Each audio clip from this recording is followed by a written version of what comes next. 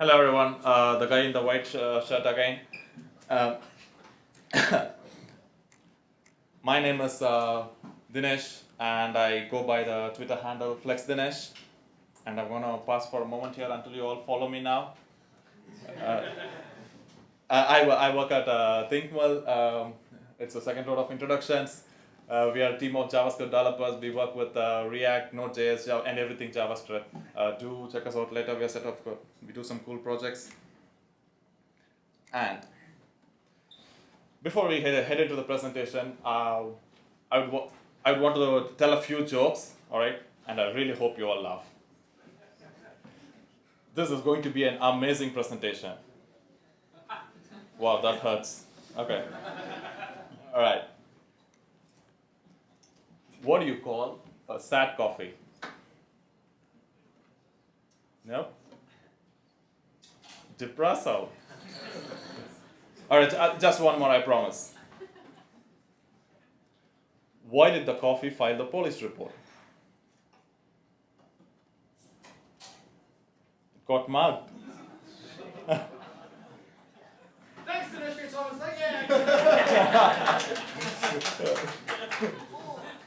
All right, let's get started. I'm pretty sure we've all heard of the term money cannot buy happiness, right?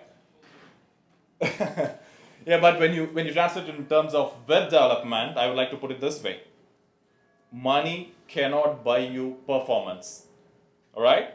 So let's say you're a company that's developing a product. You can invest a ton of money in buying expensive servers. You can buy fancy cache system. You can buy a lot of stuff.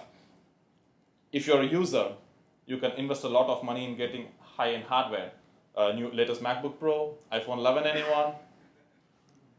But the performance of your app mostly doesn't depend on how slow your device is, how slow your hardware is. It depends on something in between, a third party, which neither you nor your users control. Of course, you can pay for fancy internet connection, but when we talk about web performance, we talk about slow mobile networks, right? We do not have the reliability to say your mobile network is going to be super fast all the time, even if you have 5G connection. And usually when your apps are slow, this network is the bottleneck. And that is what drives everyone nuts. All right. So usually to make your application fast in slower networks, we have some usual practices in the web industry, right? We'll be covering about client-side rendering and server-side rendering in here, and why it works and why it doesn't work, and what is the solution somewhere between both. Let's take an example website. Whatever you see here in green color, all right? So the green color, we can term it as the critical content of a website. So this is what you absolutely need to show the users first. And whatever that's not in green, let's classify it as non-critical content. Trust me, most of the time, when your non-critical content doesn't load, your users won't even notice. So it's usually stuff like ads or menu that doesn't matter, things on the bottom of your page. Let's say we are loading this, the example 8 we saw in client-side rendering, this is what the process will look like. You have a browser, and you hit the site URL, and you have a server, browser makes a request. Now, first, when the page loads, you need to load the JavaScript. Until your JavaScript is loaded, nothing shows up on your page, all right? This is blocking JS. So after your JavaScript is loaded, you start making API calls, and now you start loading content portion by portion, all right? This practice we can more or less classify as lazy loading or lazy rendering the content. You load the initial JavaScript first, and you lazily load each portion of your website. If you look at the bottleneck here, this time is not realistic in faster networks, but in slower mobile networks, the time you see here is very much realistic. It might take even 1 or 2, 3 seconds for even an API request if you're in a slow network. In that case, for the very first content to appear on your page, it's going to easily take 3 seconds. Why? Because you have blocking JavaScript. Unless your JavaScript loads and initializes on your page, nothing else can show up, all right? And this is the metric called, FP and FMP is web performance metrics. FP stands for first paint and FMP stands for first meaningful paint. First paint means anything that shows up on your page first. First meaningful paint means you show up some content that's actually valuable for the user. The user feels like they're not waiting anymore. All right? In client-side rendering, to show up your first meaningful content takes almost 3.5 seconds. This is not really a good number because 3.5 seconds means slow. Even if you have the costliest servers, even if you have the most expensive hardware, this is slow because the bottleneck is your network. All right. To solve this problem, we have this another approach called server-side rendering. Server-side rendering solves a critical problem that we have in client-side rendering, which is blocking JavaScript. And this is how server-side rendering works. You have in the browser, when you make a request, what your server does is, instead of sending the response, server first starts rendering your page one by one within it. And here you see the time is not really huge, like 1 second or 2 seconds. The reason, your API calls don't have to travel all over the world in slower networks. API calls happen within your servers, either directly to the database or to the co-located APIs. And that is why rendering stuff on the server is usually super fast. And once you render all the stuff on the server, then you transport it to your client. And that is when things start showing up on client side. And here, if you see, to render stuff on the client, JavaScript is not necessary. All right. Of course, it is necessary for your application to work, but the first paint and first render can happen because HTML comes back. Your browser can start painting it without relying on JavaScript.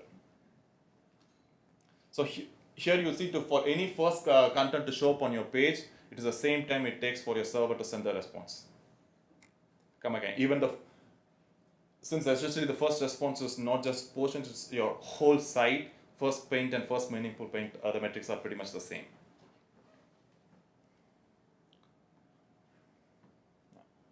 All right. Just briefly summarizing what we saw in client-side rendering and server-side rendering. The bottleneck of client-side rendering, blocking JavaScript. JavaScript has to load to show the content. But the best part is, once the JavaScript ready, you can start lazy loading portions. In server-side rendering, you don't need to wait for the JS to show stuff because JS loads asynchronously and you have the HTML. But you need to load the whole page on the server first before sending it. All right? Now, if we could get rid of the worst things of the both world, and have only the best things of the both world, non-blocking JS and being able to lazy load content. And this is what this whole topic is about: progressive rendering. PSSR stands for progressive server-side rendering. All right. Before we head into the topic, I'd like to introduce this whole concept of streaming. HTTP is designed to be a streaming protocol. You can imagine streaming as how we watch YouTube videos. If a video is of length 10 minutes, you don't have to wait till the whole video is downloaded. You can, once a portion of video is downloaded, your video buffers in the background, but it starts playing before the whole video is downloaded. This whole idea is called streaming. Servers are capable of streaming HTML in chunks. It's not something new, it's been there for decades. And browsers can download HTML progressively, same as videos. The browsers can download video streams progressively, the browsers can download HTML streams progressively. And same as how videos work, before you get the full video, you can start playing the videos, right? Your browsers can render, even if one chunk of comes back from the server, your browser doesn't have to wait for the whole HTML to load. If you have 100 KB of HTML, server sends 25 KB in chunks, 25. If 4 chunks come in, your browser will receive the first chunk, 25 KB. It will start painting it on the screen. Render paint is the same term, or it's putting stuff on the screen. It will start rendering and painting on the screen without even waiting for the rest of the chunks to come in. So now we'll see how progressive server-side rendering works with the concepts we saw now. You have a browser and you have a server. We make a request again. Now, the same way the header, it loads on the server first. Co-located APIs, it doesn't take a long time to travel around the world. But once this is done, your browser can chunk the header alone. You can send the chunk of a header and your server can send it and browser can render it. Same goes for the rest of the portions. If you see it here, we don't have to wait for non-critical portion of your application to render on the server to show it on the client.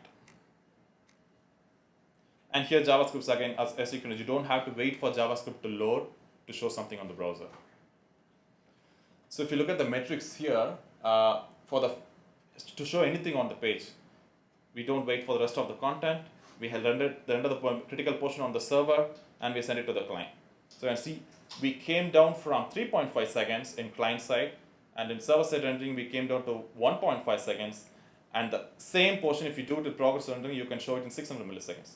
And this is in slow networks. Even the slower your network gets, the total time might be higher, but the first content to show up is always less. Let's see a demo of how this works.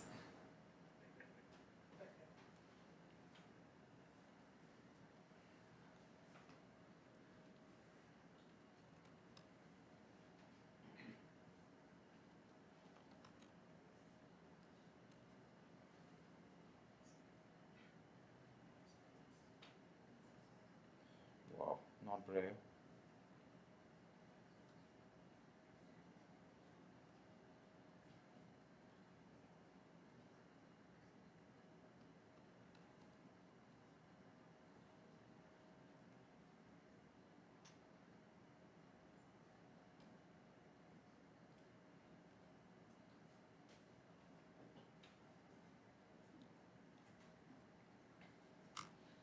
All right, so what you see here, it's on the left blue. So this is full service. So we are not going to see client-side rendering here because we are going to look at how progressive server-side works.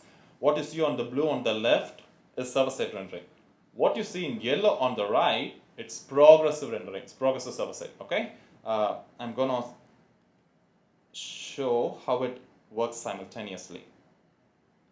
Right? It looks better on white screen. Okay. Now, I hit load at the same time. End result is the same, but you start chunking things from the server quickly. I have a code that simulates network slowness. All right, I'll make it 5 times slower. Let's see how it works when it's 5 times slower. Results will be obvious. Now is when you start tweeting people. All right, here we go.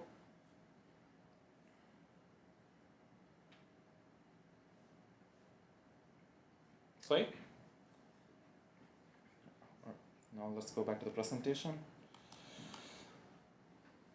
Oh, not so squarey. All right. So I've got some metrics. So I benchmarked the performance results in the Chrome DevTools, and I got some metrics of how it looks. All right. So what you see at top in the blue color, it's server-side rendering, and what you see at the bottom is progressive rendering. If you see at the metrics here, what you see here, these set of boxes, this is where your application starts rendering content, right? For progressive rendering, you start showing content in 0.5 seconds. For server-side rendering, you wait till everything's rendered. It happens only at 1.6 seconds. You have a whooping performance gains of 1.1 second. And this is magnified when your network is even slower. In slower networks, it takes up to 5 to 6 seconds to render the whole, to show the whole page in full server-side rendering. But when you progressive render, you still show stuff in less than 1 second. Right? This all sounds like dreamland. And progressive server-side rendering solves a lot of problems. Your application will be super fast even in slower networks, and your application will still be fast even in faster networks. Right? But it's not without challenges. The real tricky part with progressive rendering is slicing your HTML strings. How this exactly works is, since your browser can stream, you have HTML document, right? You have 10 elements. You have to slice it at the right, by slicing I mean just a string with open tag and close tag. You have to slice the specific portions of the DOM and send it as chunks. And the examples I picked out because I want the example to be easier. But in real life, in reality, if you have complicated layouts, for example, if you have nested layouts, slicing is going to be a lot more trickier. Oh, I said that before showing this. All right. And third part is higher TTI. TTI here stands for time to interactive. What that means is application in the browser, it will be it is made interactive by JavaScript, right? It becomes interactive when this event fires called DOM content loaded. DOM content loaded means your whole HTML is ready for the browser, and browser will start doing JavaScript stuff. And when you're progressively rendering until all the chunks come back, your JavaScript won't, your DOM command loader won't be executed, and your site won't be interactive yet. By interactive, I mean attaching event listeners and making all the JavaScript fancy things. But this is a trade-off we can live with, rather than showing something slow after 3 or 4 seconds. We can wait the application to be not interactive for 3 seconds, at the same time show content in less than a second. Yep. Thanks, everyone.